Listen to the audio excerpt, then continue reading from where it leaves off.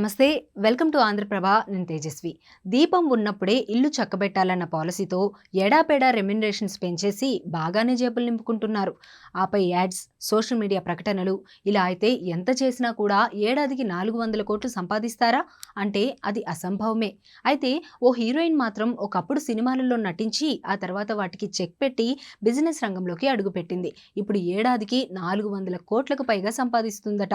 Zee TV, Sony TV వంటి పలు ప్రముఖ ఛానళ్లలో ప్రసారమయ్యే ప్రముఖ సీరియల్స్లో నటించి ఫేమస్ అయిన కొరాడియా చివరిసారిగా 2019లో ప్రసారమైన తాయాన్ సీరియల్లో కనిపించింది.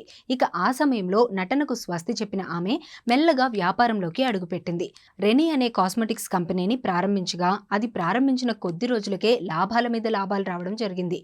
ఆష్కా కొరాడియా స్థాపించిన కంపెనీ కేవలం 2 ఏళ్లలో $100 మిలియన్ భారతీయ విలువ 834 కోట్లకు పెరగడం అందరినీ ఆశ్చర్యపరిచింది.